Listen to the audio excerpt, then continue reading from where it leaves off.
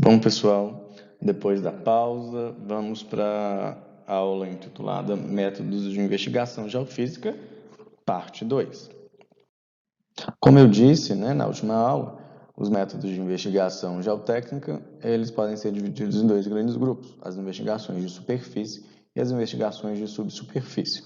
Na última aula, a gente discutiu alguns aspectos relacionados a mapeamento, em relação ao trabalho de campo, a interpretação de imagens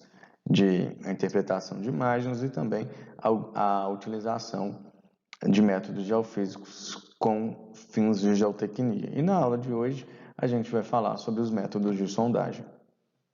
De um modo geral, a sondagem corresponde a escavações, e elas serão divididas aí em diversos tipos: sondagem a varejão, atrado, poços ou trincheiras, sondagem de percussão, sondagem rotativa, sondagem roto-percussiva e galeria.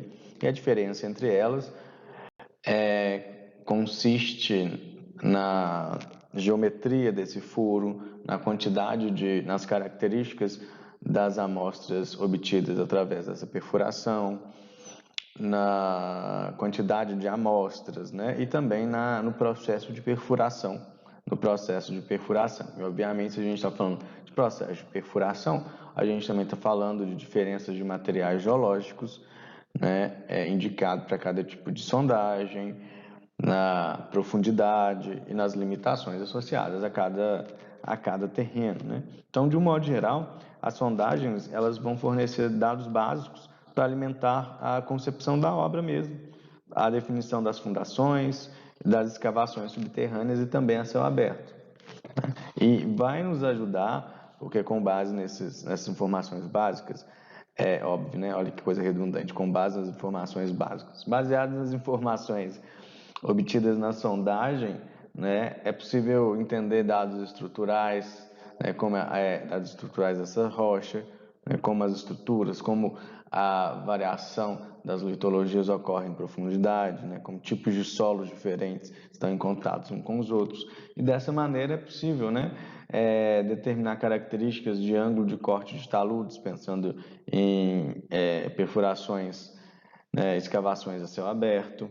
E, consequentemente, isso ajuda a mensurar custos de obra nas diferentes etapas do processo, cálculo de estabilidade, vocês lembram, em relação às investigações geotécnicas e a delimitação e a determinação do fator de segurança para uma obra.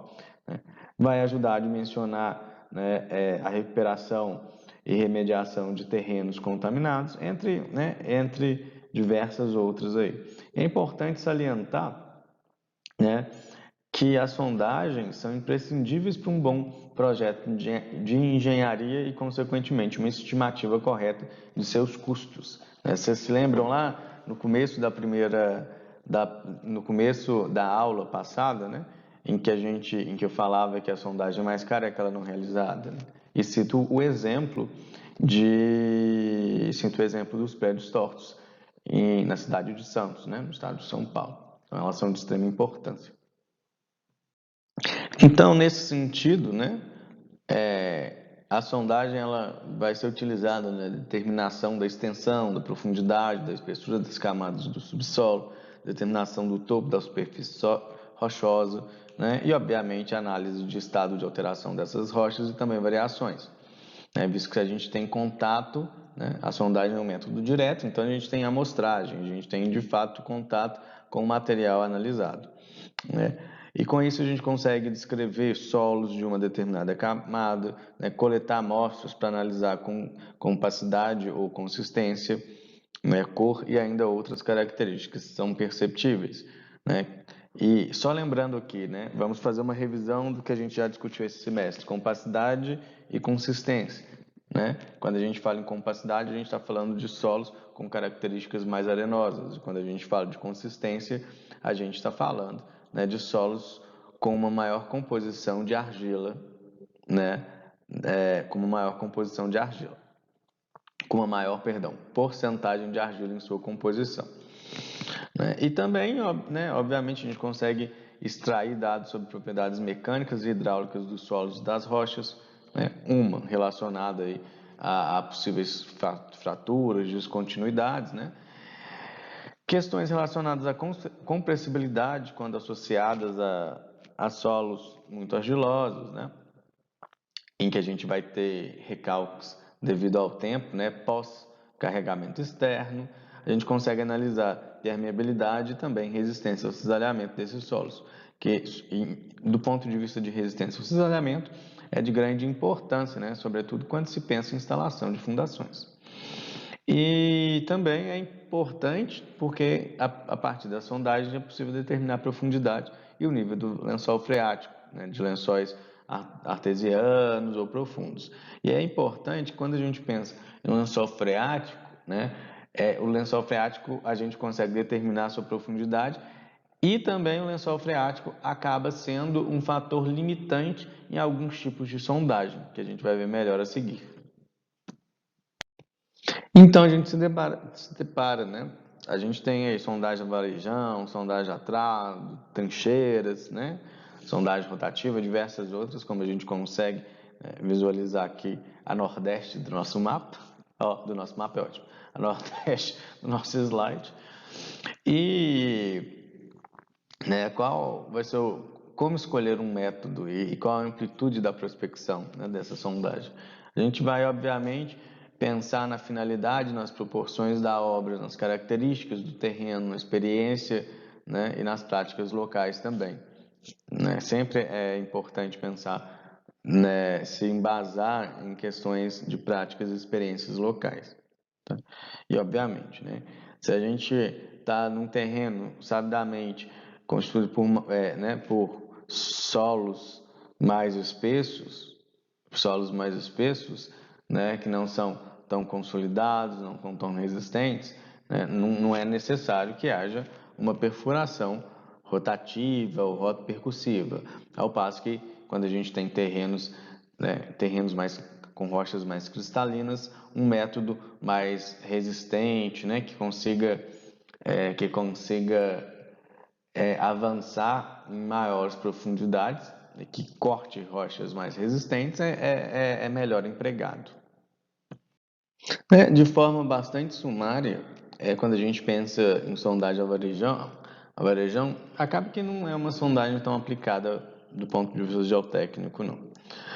Tanto que ela nem é contemplada no manual de sondagens, né, proposto pela ABGE. Bom, mas de qualquer maneira, essa sondagem a varejão, ela vai ser feita com uma haste lisa de ferro mesmo, que ela vai ser cravada manualmente ou então com golpes de marreta, né, de martelo, enfim, algum material percussivo de menor porte em sedimentos não consolidados. Então, o objetivo principal é a avaliação desses depósitos de areia, cascalho e argila. Então, não é nada... Então, obviamente, se a gente está pensando numa cravação, né, de uma haste manualmente, ou então com uma pequena marreta, a gente não vai conseguir atingir grandes profundidades, né, e sobretudo ele vai estar um método extremamente limitado, devido a qualquer alteração de resistência, né, do material em subsuperfície. Bom, enfim, a sondagem a trado, essa é muito utilizado na engenharia, né, na engenharia geotécnica. E a sondagem a trado corresponde a um método de investigação manual que vai utilizar o trado como ferramenta de perfuração, né? E esse trado ele é um tipo de amostrador, de solos, né, que é constituído por lâminas metálicas cortantes que vão ser compostas aí, podem ser por duas conchas ou então por uma peça única aí, de formato helicoidal, né? Então, embora predominante boa parte, né, dos casos em que a sondagem a trado é aplicada, essas escavações são escavações manuais, porém também é comum, né, a utilização de auxílio de motores para imprimir o movimento giratório, né, que vai fazer com que essa perfuração avance e dessa maneira, né, atingir maiores profundidades, visto que no caso visto que a perfuração a trado né? E qualquer perfuração, ela não implica simplesmente, no caso da trave mesmo rotativa, de imprimir um movimento giratório. Também é preciso que haja alguma pressão para que maiores profundidades sejam atingidas e, de fato, a escavação aconteça, né? Então, obviamente que quando escavados manualmente, a gente vai inevitavelmente atingir menores profundidades. E como eu disse, essa broca, né, que também é um mostrador, é chamado de trato. São utilizadas hastes de ferro de 3/4 de polegadas e, inevitavelmente, né, seja por meio do método manual ou com auxílio de motores, ela vai se limitar aos níveis mais rígidos, né? Mesmo que quando pouco espessos e a níveis freáticos. Vocês lembram, né? Que eu disse que acaba que nível freático, o lençol freático seria limitante para alguns métodos de sondagem, alguns métodos de sondagem aí. E aqui é o exemplo dos dois trados, né? Aqui de caçamba, que é a concha, com duas paredes metálicas. E à medida que o material gira, isso aqui são exemplos de trados manuais, né? E aqui o helicoidal. Então percebam, nessa amostragem, né, a gente consegue identificar o solo, o material aí, né, de menor resistência que constitui a subsuperfície, porém, é importante dizer que para a análise de caracterização desses materiais, análise de caracterização de solos, a gente sempre tem que pensar, né, que essas amostras só poderão ser utilizadas para ensaios que requerem, né, amostras deformadas, visto que a gente só vai conseguir ver composição mineral, composição, né, granulométrica, né, e características dessa forma, né, características dessa, desculpa, mas características dessa natureza, né, e não características estruturais, visto que haverá uma grande perturbação durante o decorrer da perfuração. Aqui são outros exemplos, né, de broca helicoidal e também, né, trado em concha, enfim, que são utilizados para essa amostragem de solo. E, né, aqui um exemplo de extensão e os conectores, e justamente, né, porque para que a amostragem aconteça, né, e que a gente consiga entender a composição e a variação dos materiais que constituem a subsuperfície, essas extensões têm 1 metro em geral, né, 1 metro de comprimento, e a ideia é amostra-se a cada metro, né, ou então quando percebe-se que há alguma mudança de composição ali, de coloração, de característica desse solo.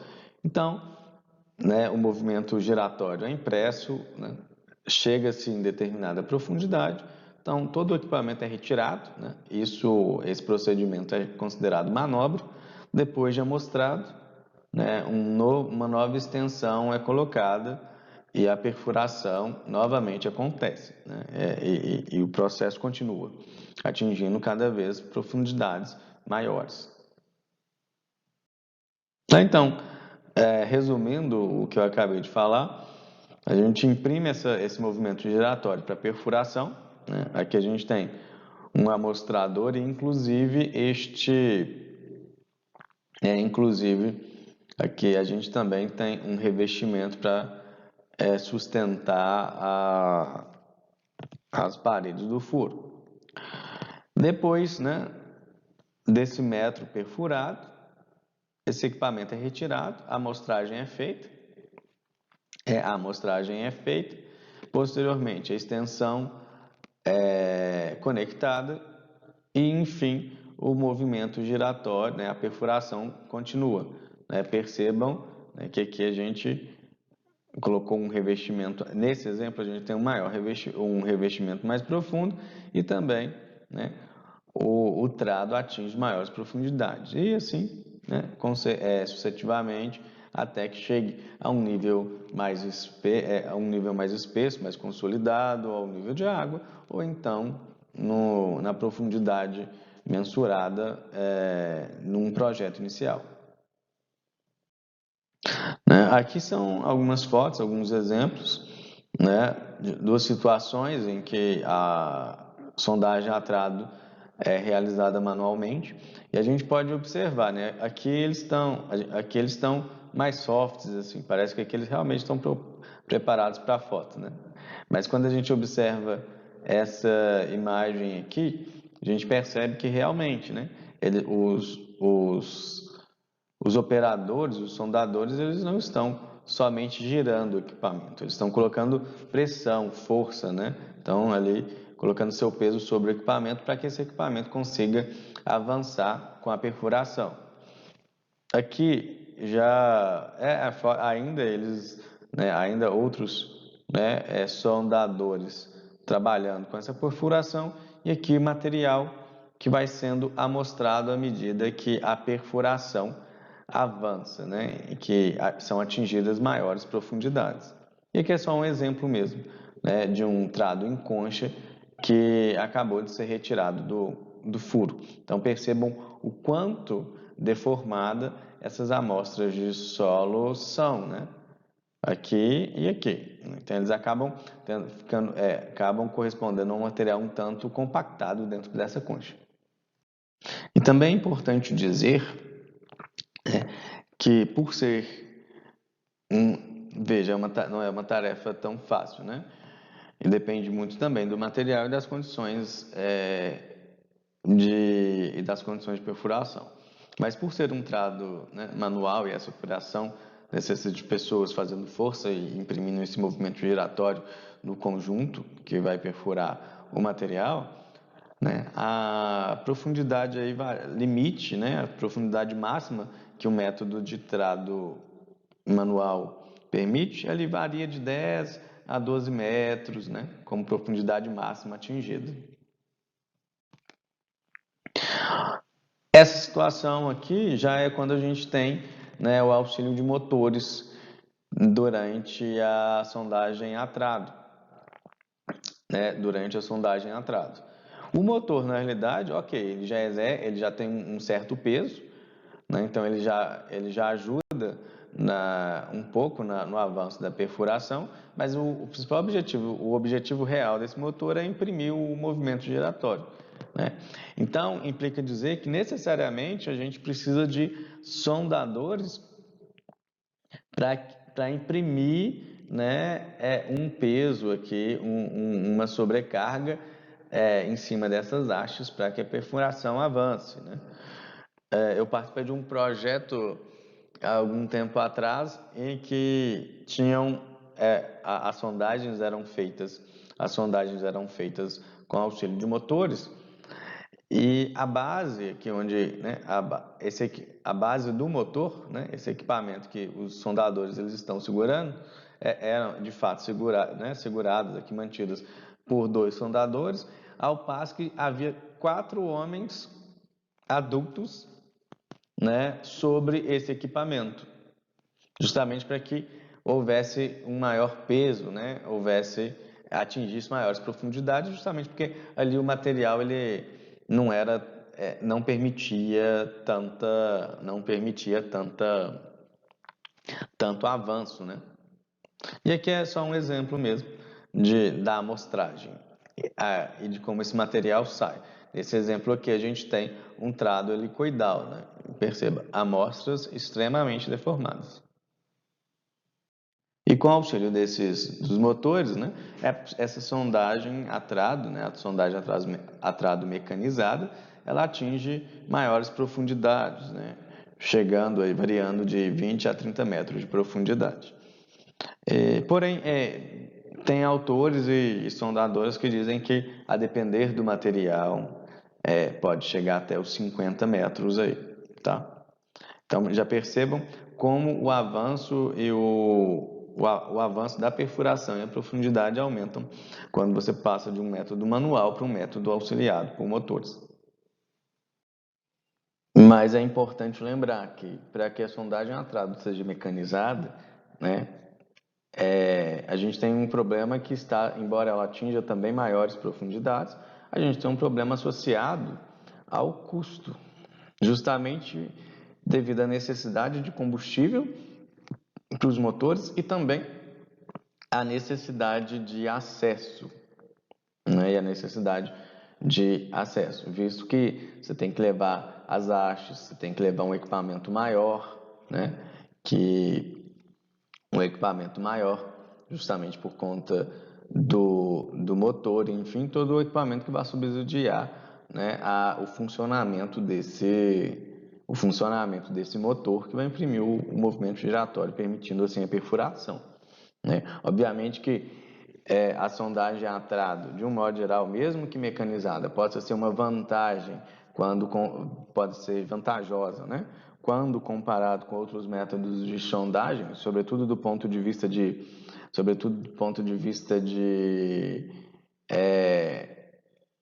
chegada ao local, né? Embora, né, querendo ou não, existem equipamentos, esses equipamentos são um pouco mais fáceis de carregar do que, de repente, um equipamento utilizado para sondagem rotativa ou sondagem, né, a percussão. Mas ainda assim é importante lembrar que para que ela seja mecanizada, a gente vai ter uma questão associada ao custo, né, um aumento de custo, devido à necessidade de acesso, né, e à necessidade de combustível. Bom, quando se fala de poços e trincheiras, né, a gente está falando de escavações manuais, e elas também podem acontecer com auxílio de tratores, enfim, escavadores, e o objetivo é expor, né, e permitir uma observação visual direta desse subsolo e também possibilita a coleta de amostras deformadas. Se a gente for perceber até aqui, a gente tem eu acabei não comentando nada sobre amostragem durante uma sondagem varejão, porém, quando a gente discutiu, né, a sondagem a trado, a gente percebeu que seja qual for, né, o trado utilizado, caçamba, concha ou helicoidal, eles vão, né, esses trados irão deformar as amostras durante a perfuração. Então, não vai permitir análises que tentem direcionar tipo de estrutura, né, e mesmo a comportamento in situ do maciço, né, desse maciço terroso, ao passo que por meio desse método de inspeção, né, a realização de poços, abertura de poços ou trincheiras, é possível a coleta de amostras indeformadas. Quando a gente pensa em poços, mas no caso, poços de inspeção, tá? Não confundam com poço artesiano, enfim, né? E quando a gente fala em poço de inspeção, a gente está falando, eles vão ser desenvolvidos, né? Eles vão ser escavados em solo e corresponde a uma escavação vertical. Ela pode ser de seção circular ou quadrada, né? E com dimensões mínimas suficientes para permitir o acesso de um observador, né, para a inspeção visual das paredes do fundo dessa abertura e bem como a retirada de amostras representativas, né? Embora, né, essas amostras podem ser deformadas, mas a depender do objetivo, o observador, né, quem vai descrever essas amostras, também pode coletar amostras deformadas, né? Mas a vantagem de poços é que a gente pode coletar amostras indeformadas. E, de um modo geral, essas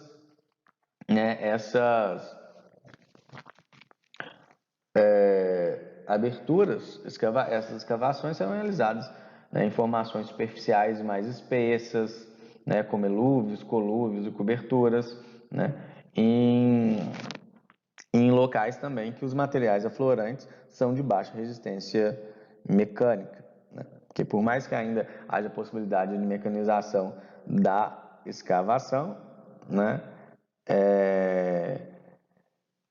demandaria um custo maior se estivesse tentando abrir poços, né, em materiais de maior resistência e, consequentemente, né, materiais com uma abertura suficiente capaz de permitir, né, que alguém conseguisse entrar nessa escavação e descrever as paredes do poço. Que é só uma seção mesmo, né? Transversal de um poço, né? Um perfil de um poço, que a gente está, né?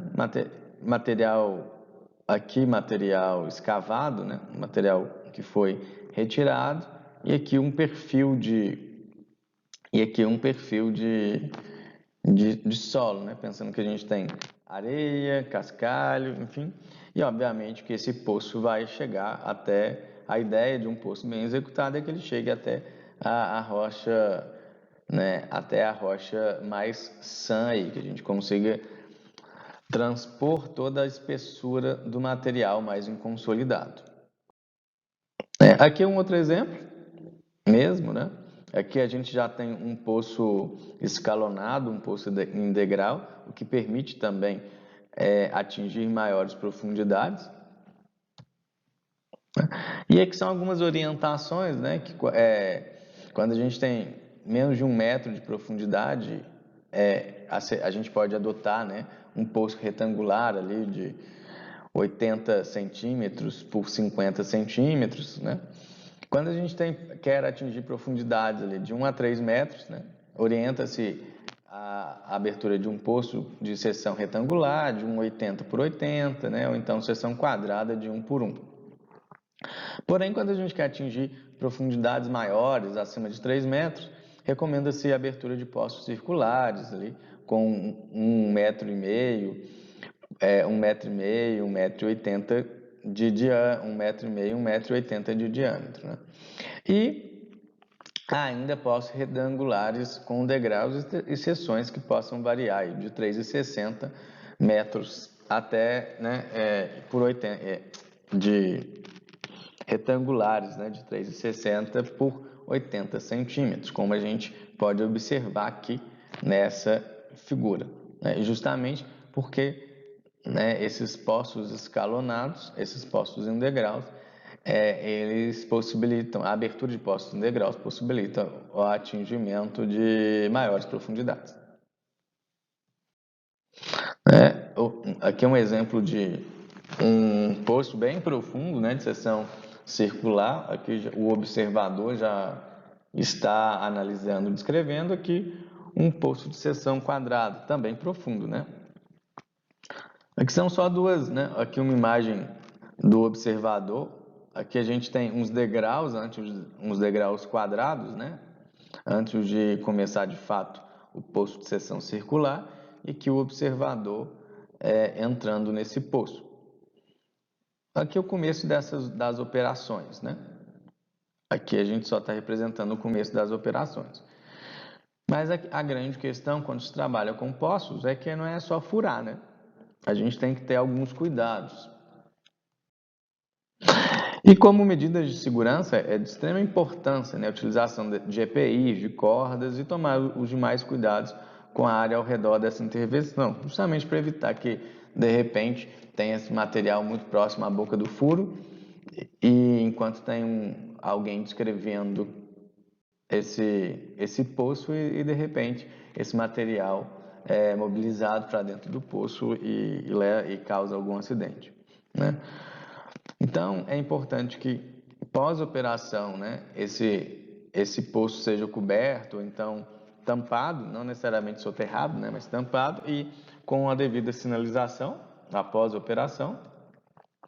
E também, né, quando a gente pensa em poços muito profundos, pode haver problemas com estabilidade. Então, dessa maneira, vai ser necessária a utilização de revestimento e escoramento, né, para que as paredes desses poços fiquem estáveis. Aqui são exemplos, né?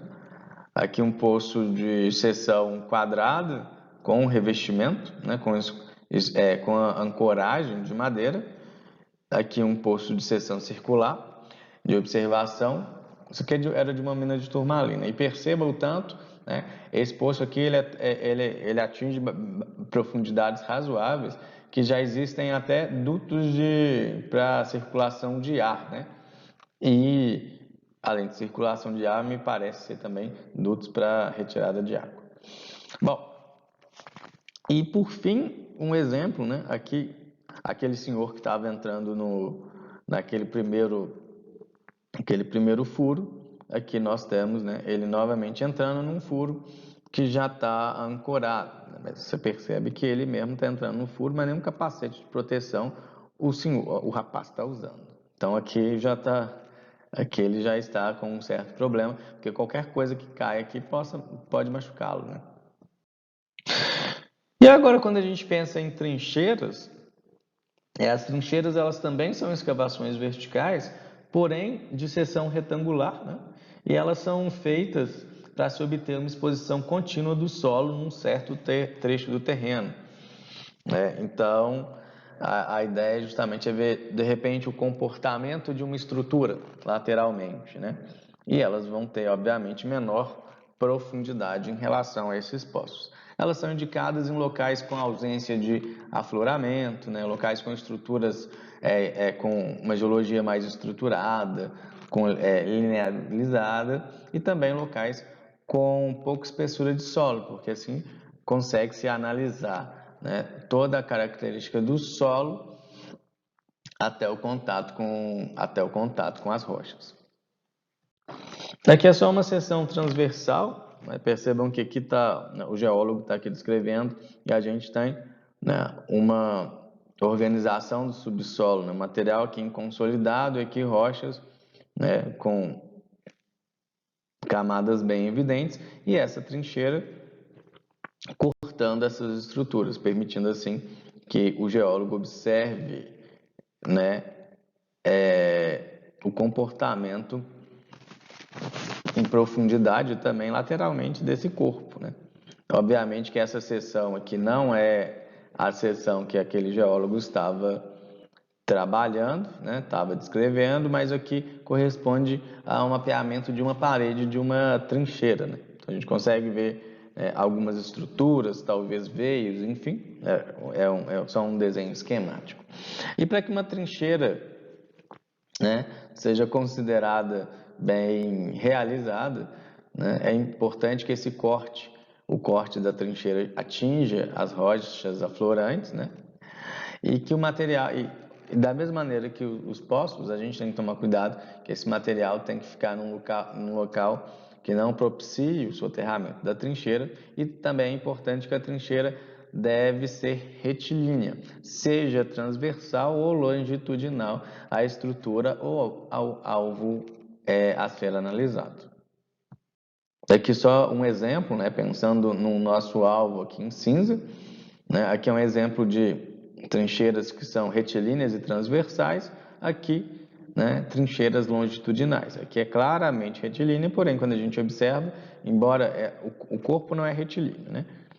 Então, para que essas trincheiras sejam consideradas longitudinais, elas vão ter que ser trincheiras retilíneas com orientações diferentes. E para que a gente consiga determinar aí que essas trincheiras estão retilíneas em relação, né, elas são retilíneas, seja longitudinalmente ou transversalmente, a gente tem diversos, né, equipamentos que são muito conhecidos por vocês, né, para se determinar isso, para se controlar, né, isso, como o GPS, o uso de GPS, o uso de bússola e o uso de teodolito de mira, né, e entre outros equipamentos. Aqui é um exemplo, né? No caso, aqui é uma trincheira em uma encosta, então dando um zoom, né? A gente consegue perceber, né, esse solo mais cascalento, enfim, e descrever mesmo essa variação não só em profundidade, mas também lateralmente. Aqui é um exemplo na mina, não é exatamente da geotecnia, mas eu gostei da imagem, é uma foto boa, né? E é um exemplo de uma trincheira escavada na mina Miguel Burnier, né? Justamente para ver o comportamento da mineralização deles. Mas aqui, né, embora seja o comportamento da mineralização em profundidade ali, a gente pode fazer uma relação direta, de repente, com o comportamento de uma estrutura, né, ou de uma camada de argila em determinada profundidade. Essas comparações são possíveis, né? E aqui é na mesma mina, na realidade, né? Um outro ponto dessa trincheira.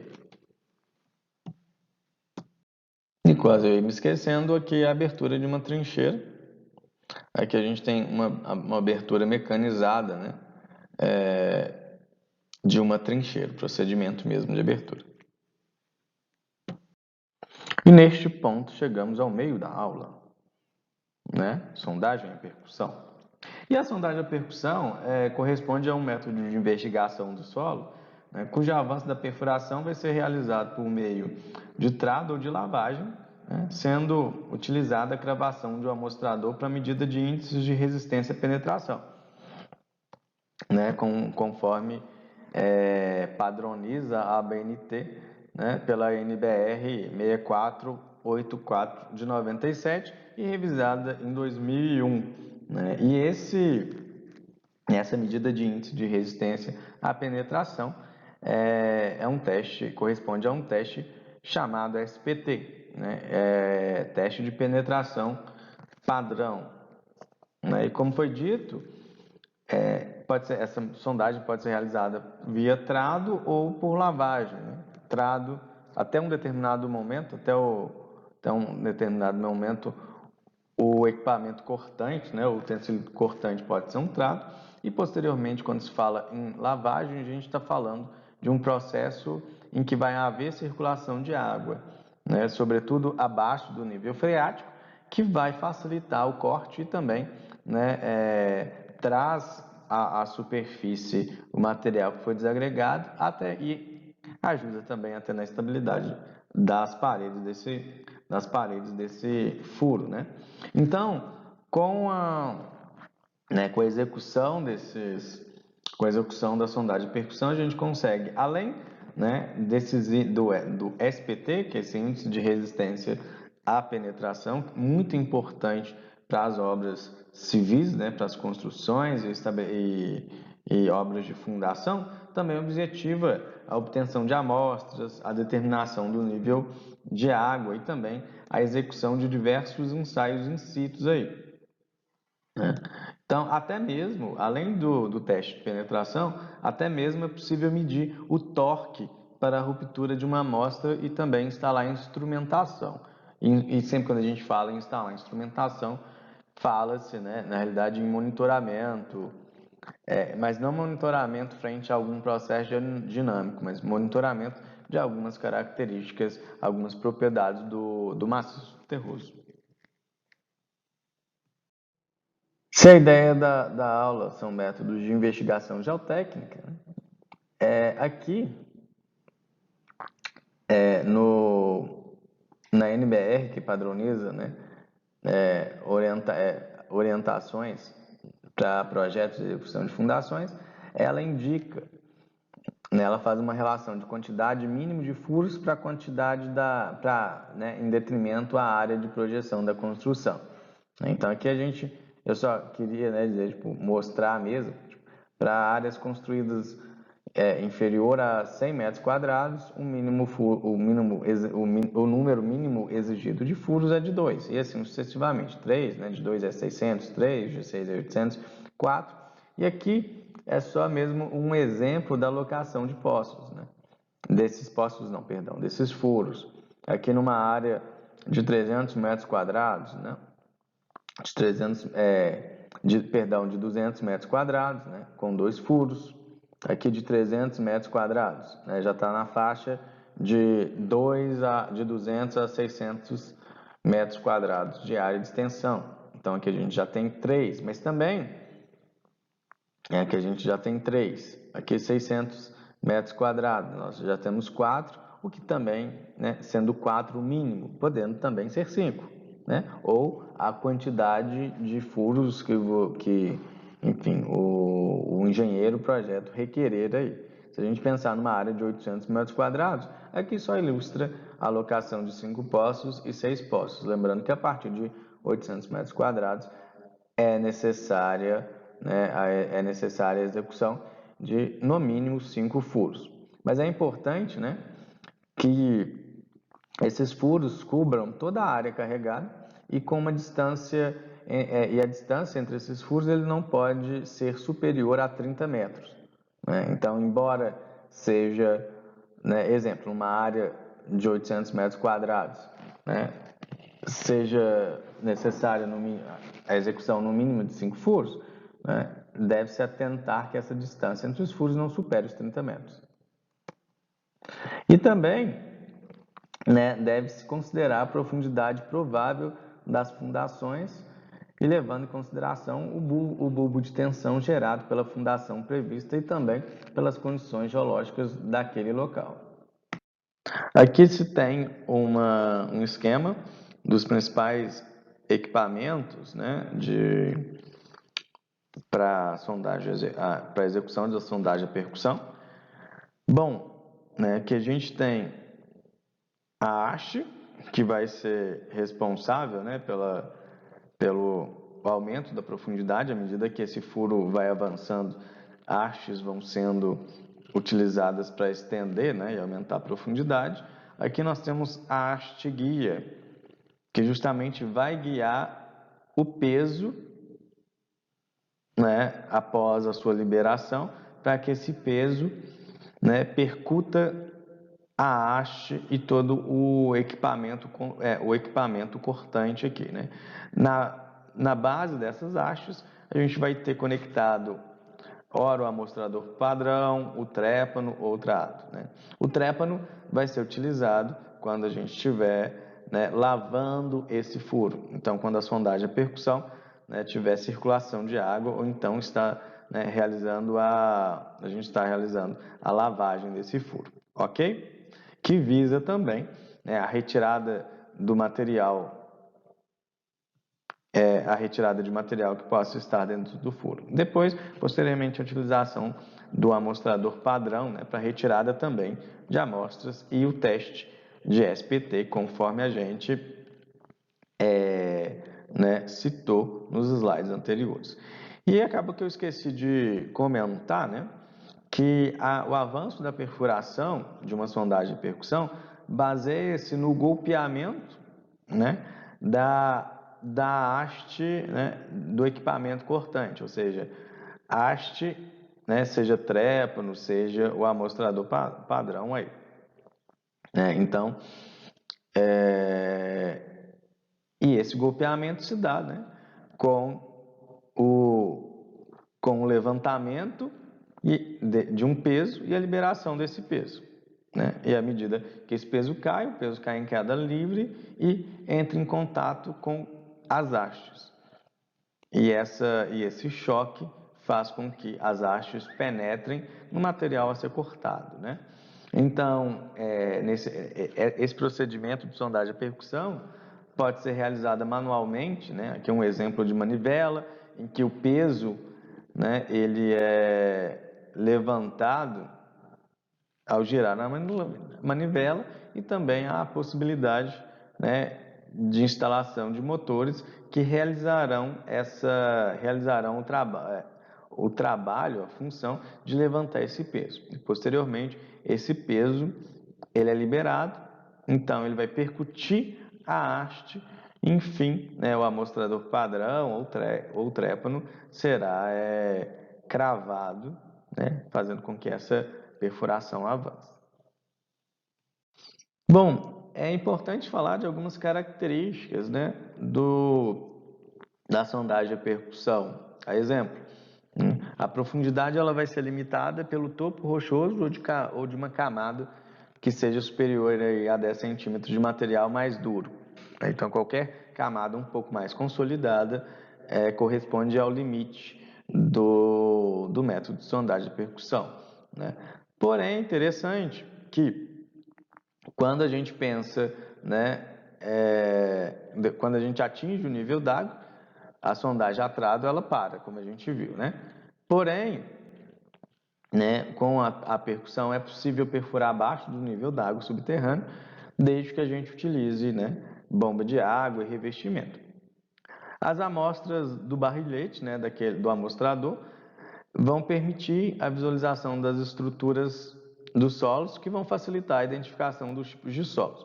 Porém, é importante lembrar o seguinte, né, que as amostras retiradas durante a sondagem de percussão não são exatamente indeformadas, mas elas também não são totalmente deformadas, porque à medida que a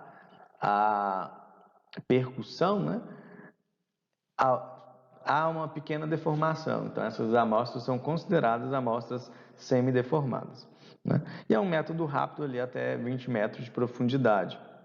Porém, né, quando a gente pensa em condições ideais, a profundidade máxima pode atingir uns 40 metros. E a amostragem também vai acontecer por lavagem, né, com a utilização lá do trépano, enfim, a partir do material retirado do furo pela bomba d'água. Aqui a gente tem um exemplo da execução da sondagem a percussão manual, e aqui quando a gente tem o auxílio de, né, algum equipamento, um motor, para o levantamento do peso que vai ser lançado sobre as hastes, né? Aqui a gente tem o tubo amostrador, né? E nesse caso as amostras elas não foram recolhidas e colocadas em sacos, eles simplesmente vedaram aqui esse material para mandar para análise, né? Porque por meio dessas análises, quando o material está vedado, a gente pode determinar algumas características naturais do solo, vocês se lembram, né? Como teor de umidade. E aqui só o exemplo já de uma haste aberta e que a gente consegue ver a composição, né, do solo. Então daqui a gente já consegue estimar o quê? 6 camadas mais espessas de solo com um material mais claro, né, no meio de cada uma dessas camadas. Porém é importante lembrar e ressaltar que estruturalmente a gente não pode falar muita coisa daqui porque as amostras estão semi-deformadas. Durante a sondagem de percussão é possível executar o teste de penetração padrão, Stunt Penetration Test, SPT. Justamente ele visa a medição da resistência à penetração do solo, né? E ele consiste na cravação no fundo do furo de um barrilhete amostrador e a gente vai utilizar um peso e uma altura de queda que são padronizados, por isso que é um standard, né, penetration test. E essa cravação pode ser manual ou mecanizada, né? Comumente ela é manual e na verdade não é bem a cravação, né, é o levantamento do peso que é manual. E os resultados eles vão ser expressos em números de golpes, né, que tem a ver com um golpe, é uma liberação do peso, né, que vai cair em queda livre, para a cravação dos últimos 30 centímetros do barrilhete. Mas a gente vai ver rapidinho como funciona. Bom, e o desenvolvimento, né, da sondagem a percussão, a execução, ela vai ser balizada, né, pela NBR 6484 de 2001, que padroniza, né, que discorre sobre as sondagens de simples reconhecimentos com SPT, o método de ensaio. A NBR 6501 de 95, conjuntamente com a NBR 13.441 de 1995, que estabelece, né, terminologias e simbologias associadas às rochas e solos. Ainda a NBR 7181 de 84, revisada em 2016, né, que está relacionada a solos, análise granulométrica e métodos de ensaio, e também, né, a NBR 8036 de 1983, que aborda a respeito de programação de sondagens para simples reconhecimento de solos para fundações de edifícios, né, considerando seus procedimentos. E as vantagens do teste de penetração padrão é que seu custo é relativamente baixo, né? Também, como vantagem, a gente tem a facilidade de execução e possibilidade de trabalho em locais de difícil acesso, permite descrever os solos em profundidades, né, e coleta de amostras, embora semi-deformados, né, fornece um índice de resistência à penetração que pode ser correlacionável correlacionável, né, com a compacidade ou a consistência dos solos e também possibilita a determinação do nível freático, né, com algumas ressalvas. Bom, aqui é o mesmo esquema, né, só que agora tem-se aqui na ponta o amostrador padrão, o barrilhete, né, para SPT. E como esse teste de penetração padrão vai ser realizado? Bom, a partir do primeiro metro de profundidade do furo, ele vai ser realizado de metro a metro. Para que ele seja realizado, o furo tem que estar limpo. E, né, o peso que vai ser utilizado durante a percussão, né, equivale, é um martelo de 65 quilos. E sempre esse peso vai ser soerguido a uma altura de 75 centímetros, né? E geralmente ele vai ser feito manualmente. E vai consistir na seguinte maneira, né? A cada metro, na posição em que ele vai ser realizado, é colocado o barrilhete amostrador, né? Vai ser colocado o barrilhete amostrador e esse peso vai ser colocado, deve ser colocado suavemente sobre a composição, né? Se nesse apoio suave já houver algum tipo de penetração, né, exemplo, 45 centímetros ou mais, o SPT vai ser considerado zero, né? Se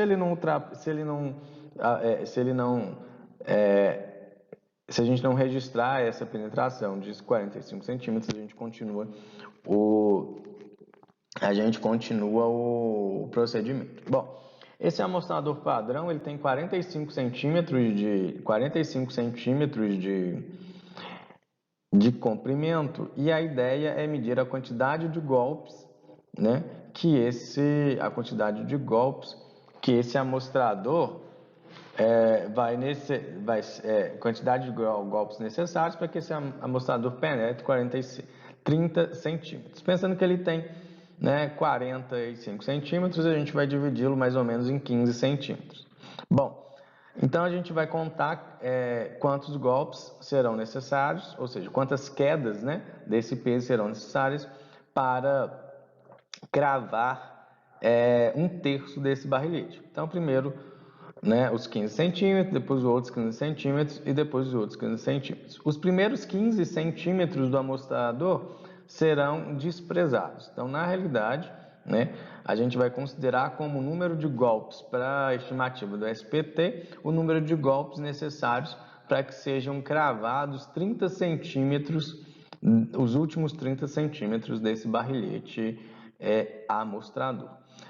Bom, e quando a gente para bom, se ele penetrar muito rapidamente, significa dizer que a gente tem solos moles, né? Se ele demandar de um maior número de golpes, significa dizer que a gente tem solos mais duros. E quando a gente vai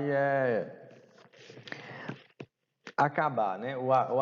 Terminar encerrar o teste. Quando, né,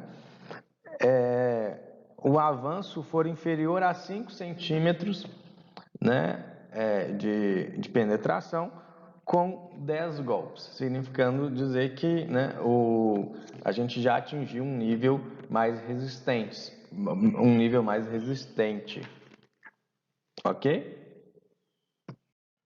Aqui é só um exemplo mesmo da execução de um teste de penetração e aqui um exemplo da amostragem, né, depois da retirada desse barrilhete para a amostragem do material. Depois da sondagem realizada, este que é o nosso log de sondagem, né? Aqui a gente tem da cota 0, que é a superfície, né?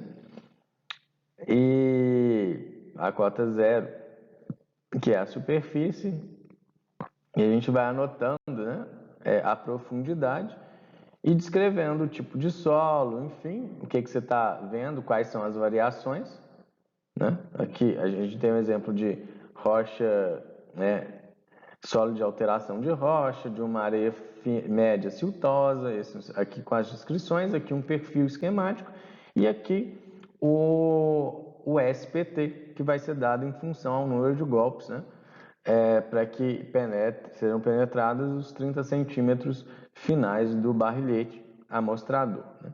Então, percebam, vejam só, a gente tem uns 5 golpes aqui para areia média. Quando a gente chega na argila, a gente já cai o número de golpes, e assim a gente vai aumentando esse número de golpes. Na transição aqui de argila, a gente também volta, né, a reduzir a resistência à penetração, aqui é atingido o nível d'água, né? E à medida que a gente começa a ter um solo de alteração, um silt mais arenoso, enfim, com pedregulhos, né, em que esse solo começa a ficar mais resistente, a gente começa a ter, né, um aumento considerável do número de golpes, atingindo, superando aqui 60, que são o momento em que o teste é encerrado. E aqui a análises granulométricas desse material. Então, esse aqui é o log de sondagem de uma sondagem de percussão. E como eu disse, né, com o NSPT, né, o número de golpes aí no SPT, a gente consegue fazer uma correlação com a compacidade e a consistência. Então, pensando em solos mais arenosos, né, com o número de golpes de 0 a 4, a gente vai ter areias muito fofas, né, e assim sucessivamente. Então, quando eu tenho superior a 40 golpes necessários, né, 40 golpes de SPT, a gente tem uma areia de compacidade muito compacta. Quando a gente analisa as argilas, né, para a consistência delas, quando eu tenho o número de golpes inferior a 2, a gente tem, né, argilas muito moles, e quando a gente tem o número de golpes superior a 19, a gente tem argilas duras. Vocês lembram que compacidade é uma propriedade mais referente, né, a solos mais arenosos, e consistência a solos argilosos. E nessa mesma toada, né, aqui a gente tem, pensando, né, em solos mais arenosos e solos mais argilosos, a comparação, né, a correlação entre o número de golpes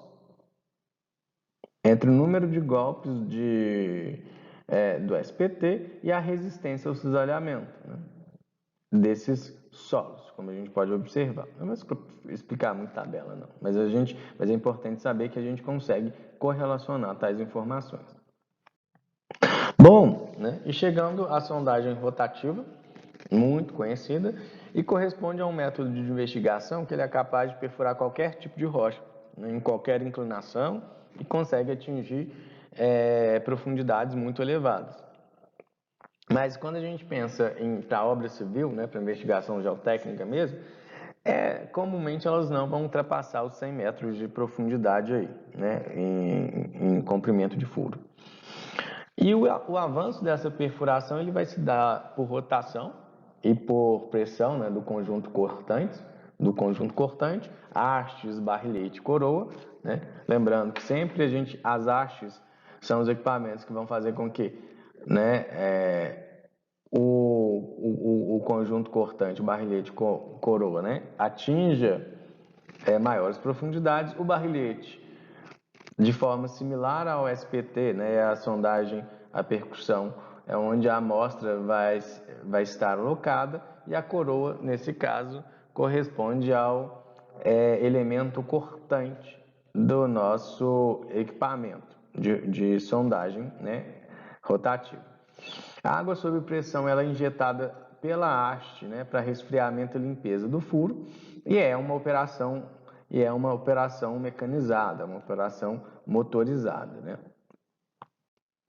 Aqui um perfil bem esquemático dos equipamentos necessários para a execução da sondagem rotativa. A sonda, né, o equipamento mecânico responsável por imprimir a rotação no equipamento cortante, revestimento das paredes do furo para melhorar a estabilidade desses furos, né, das paredes dos furos, permitindo assim, evitando a obstrução do furo, né, evitando a realização de inúmeras manobras e melhorando a estabilidade para manobras, né. Sempre quando eu falo em manobra, eu estou falando de retirada de todo esse equipamento, né, para amostragem. As hastes, como eu já havia dito, né, para permitir que o equipamento os elementos cortantes atingem maiores profundidades, as nipples, que correspondem às conexões entre as hastes, o barrilhete, que corresponde, né, ao que vai ser o meu tubo amostrador, e a coroa, que é o elemento cortante. Bom, né, aqui é um exemplo de parte, né, do equipamento cortante. Aqui a gente tem o calibrador, enfim, aqui, né, parte do amostrador, e aqui a gente tem a coroa, né, parte da coroa que que corresponde à ponta cortante, né?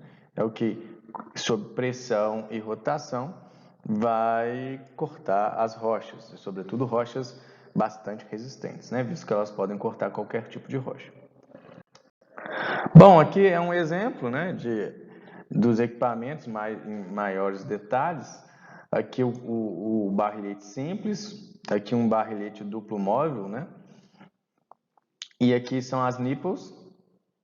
As nipples correspondem aos conectores, né, entre as hastes e os barrilhetes. Aqui é um exemplo de haste. Então, as hastes vão sendo conectadas entre si para aumentar o tamanho, né, ou seja, atingir maiores profundidades.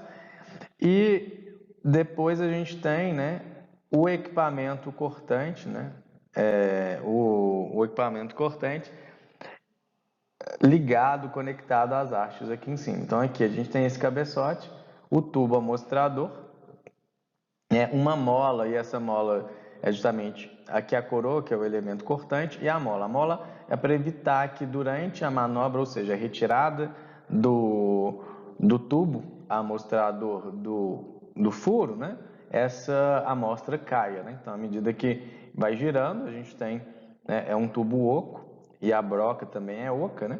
Então, à medida que essa rocha vai sendo cortada, vai moldando, né? Vai sendo moldada uma amostra cilíndrica que se aloja aqui dentro. E em um determinado momento, essa mola, né? E à medida que ele penetra, que ele se aloja aqui, a mola prende esse material, evitando que ele saia, né? Bom, do ponto de vista dos barrilhetes simples, para a coleta de amostras, a gente aqui vai ter que tirar todo o equipamento, e quando a gente pensa nesse exemplo aqui, o barrilhete duplo móvel implica dizer que eu tenho um barrilhete, né? O sistema é o mesmo, né? Eu tenho um tubo interno, um tubo externo, um calibrador, uma mola, uma caixa de mola, uma coroa, né? E a grande questão aqui é que o tubo interno ele é móvel. Então, para que a gente consiga retirar, né? Para a gente retirar a amostra, basta pescar esse tubo interno sem a necessidade de retirar todo o equipamento, né? Ou seja, ele torna as manobras mais eficazes e também evita, assim, evita criar algum problema de obstrução desses furos. Então, aqui são, né, os exemplos do barrilhete amostrador. Aqui a gente tem as conexões, enfim, os lugares onde as amostras vão ficar alojadas até o momento da coleta de amostras. E aqui o que eu gostaria de mostrar, né, são os pescadores, que justamente para os barrilhetes móveis, enfim, os barrilhetes compostos, né, que não são simples, é importante que se tenha esses pescadores, né, que justamente como não é o equipamento inteiro que vai ser retirado do furo, e somente o tubo amostrador, né, o pescador sempre vem conectado ao tubo móvel. Então, né, a partir depois de determinada operação, determinada profundidade, é lançado, né, um cabo que issa esse pescador e leva o tubo amostrador móvel para a superfície, e assim a amostragem é realizada sem que haja a necessidade de retirar todo o equipamento do furo. Bom, né, aqui a gente tem exemplos de hastes e nipples, né? Percebam que, embora naquele desenho a gente tenha representado no esquema, né? A gente tenha representado a haste mais fina do que a coroa, enfim, aqui a gente tem hastes na mesma espessura, né? No mesmo diâmetro, perdão, no mesmo diâmetro, né? Não só as hastes, mas as nipples também no mesmo diâmetro das coroas, né? Visto que se a gente estiver trabalhando com um tubo amostrador duplo, né, um barrilete duplo, a gente precisa que esse tubo consiga sair, né, seja içado por meio de seus pescadores e levado à superfície. Então, dessa maneira, né, esse tubo amostrador tem que passar através das hastes. Lembrando também, né, que é possível, né, o sistema de lavagem desses furos, né, a circulação de água nesses furos também se dá por meio das hastes. E por fim, chegamos no elemento de maior importância da sondagem rotativa, que justamente é a coroa, né, que é o elemento cortante, dos equipamentos responsáveis, né, utilizados durante sondagem rotativa. Bom, aqui existem dois modelos, né, as coroas de Vidia, né, de carbeto de tungstênio. Então, nesse caso aqui, o atrito, né, gerado pela rotação se dá por meio dessas espécies de verrugas, enfim, dessas protuberâncias na coroa. E aqui a gente tem a coroa diamantada, né, em que essas porções aqui são as porções diamantadas. Então, essas superfícies aqui, elas são revestidas por pó de diamante e, eventualmente, a depender do tipo de coroa e a necessidade, né, e o tipo de material litológico, né, alguns diamantes maiores aqui são cravados nessa frente. Bom, então, mais uma coisa que é comum nas duas são essas aberturas aqui, né? Essas aberturas, elas são importantes para passagem de água, né? Para a circulação de água que vem por meio das hastes. Que a gente tem mais um exemplo mas nesse exemplo, ambas são diamantadas, tá? Aqui algumas, né, diversas, essa foto eu tirei na Geosol, que produz coroas, né? E aqui eu gosto dessa foto porque aqui mostra a forma da parte da frente dessas coroas, né? Que é onde que é onde eles cravam e revestem a frente desse material com um pó de diamante. Bom, e uma coisa que é importante, né? Que, para começar, quanto menor o diâmetro de um furo, maior vai ser a profundidade que ele atinge, né? Então, aqui a gente tem 5 padrões de diâmetro de furo. É X, AX, BX, NX, HX. Aqui a gente tem o diâmetro do furo, diâmetro da broca e diâmetro da amostra. Então, se a gente pensar em EX, a gente tem um furo de 37,71 milímetros de diâmetro, né? E uma amostra de 20,6 milímetros de diâmetro.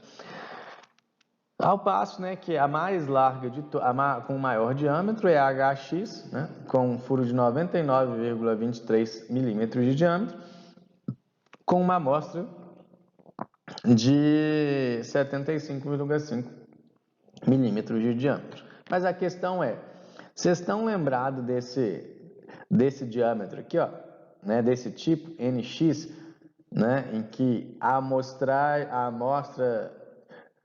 o diâmetro da amostra vai ser igual a 54 milímetros. Vocês estão lembrando de alguma coisa? Né? Bom, esse é o diâmetro sugerido, esse é o diâmetro de amostra sugerida pela ISRM, né? Associação Internacional de Mecânica das Rochas, Sociedade Internacional de Mecânica das Rochas, né? É o diâmetro sugerido para que sejam realizadas testes de compressão, né? Seja uniaxial ou triaxial. Espero que vocês estejam lembrados disso. Aqui a gente tem já exemplos de duas sondas, né? Duas sondas de mineração, na realidade, mais rotativas. Aqui uma de maior porte em comparação com essa. E aqui uma outra vista dessa sonda aqui, né? A questão é que, nesse caso, que a gente já tem uma desvantagem, porque é necessário, né? Não só, a depender da situação, abrir acessos, né? Construir praças para que se possa instalar todos os equipamentos. Também aqui mais um exemplo, aqui já está na retirada, né?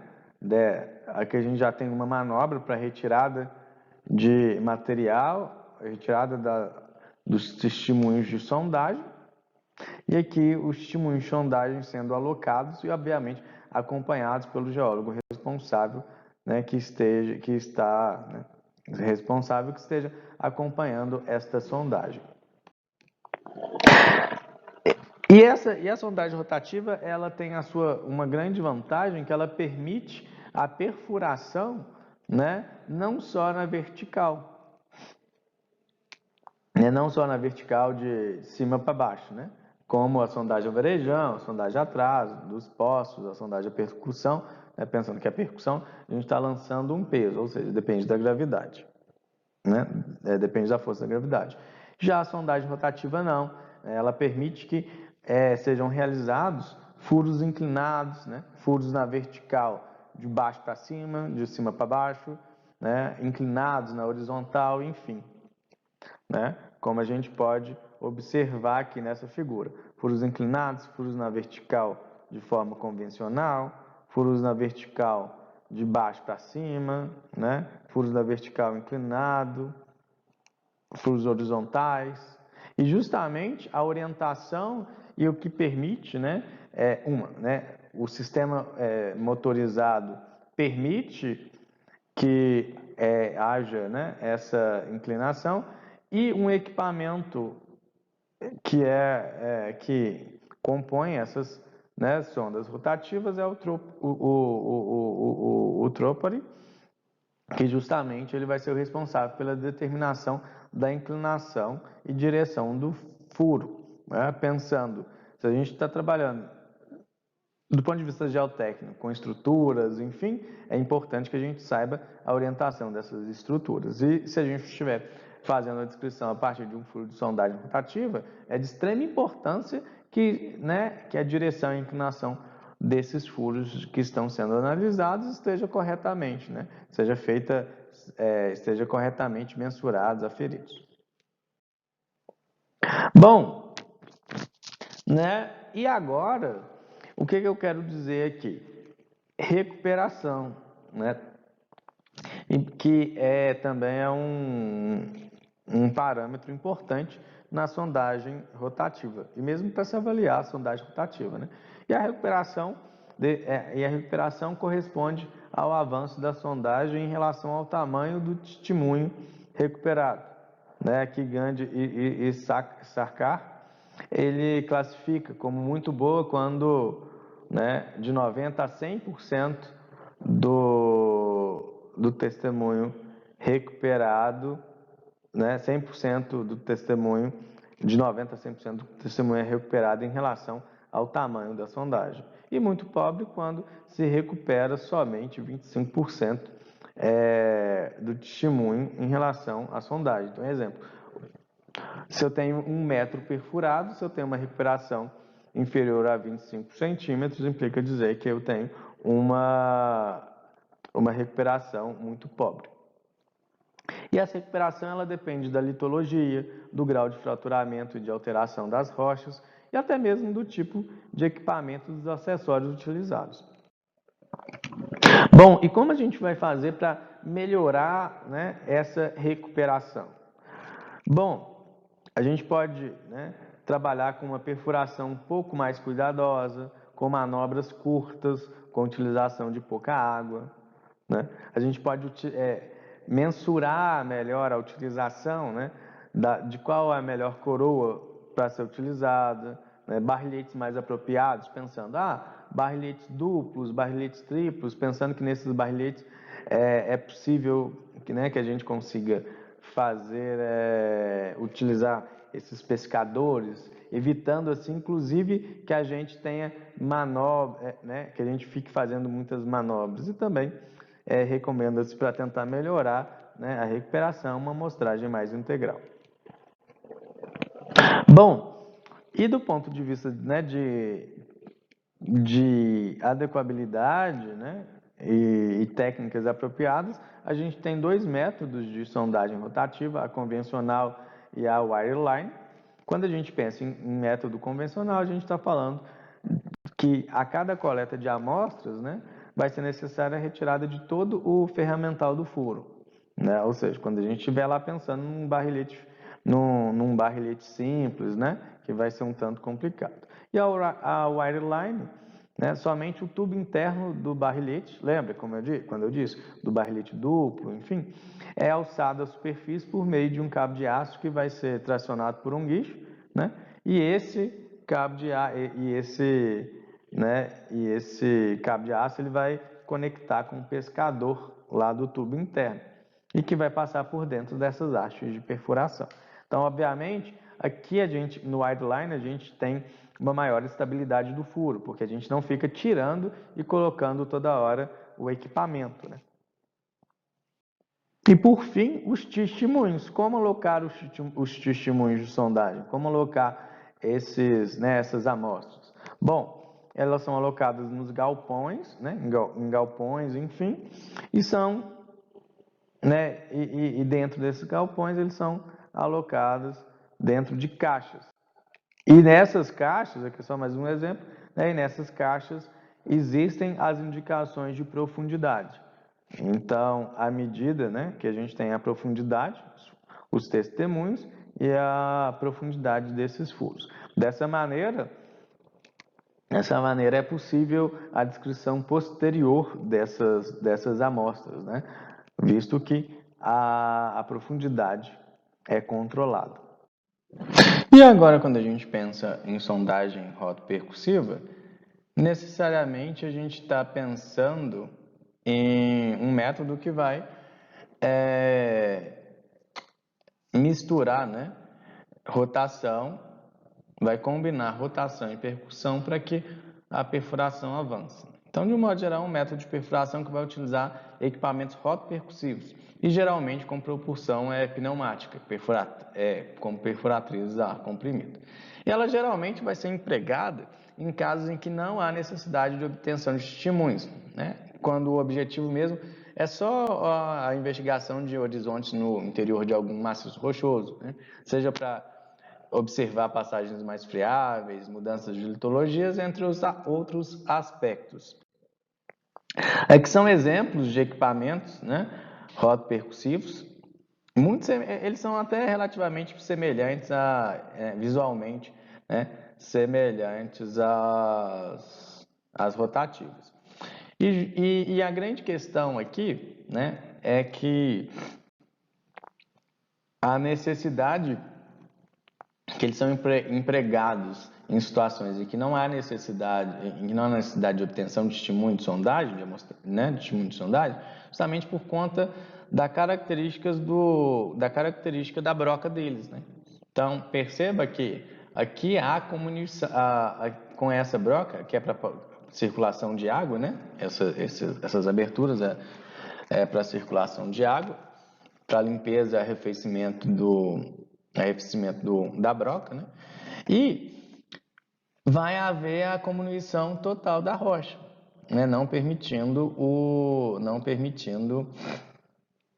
a coleta de testemunhos de testemunhos. No máximo que a gente vai conseguir fazer é, de repente, analisar alguma coisa relacionada à composição desses materiais por meio de análise dos materiais que são retirados juntamente com a água, né, através do bombeamento.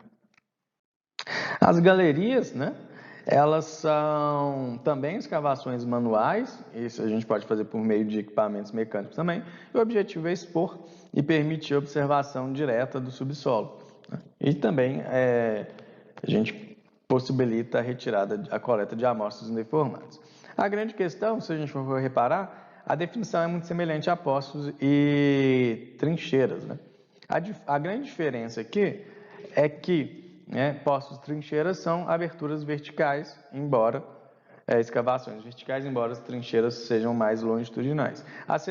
Já as galerias não, são seções horizontais em subsuperfície. Elas vão ser limitadas a rochas ou solos muito consistentes, tá? Aqui é um exemplo, né, de uma trincheira, perdão, uma trincheira não, uma galeria aberta em rocha, né? E aqui a gente tem suporte metálico para estabilizar a abertura, que é um outro exemplo também, né, aberta em rocha e permitindo assim acesso direto a essas rochas e análise desse comportamento em subsuperfície. Eu acho que eu já falei demais e a gente fica por aqui, né, encerrando a nossa disciplina, né, e encerrando a nossa aula de métodos de investigação geotécnica. Até mais.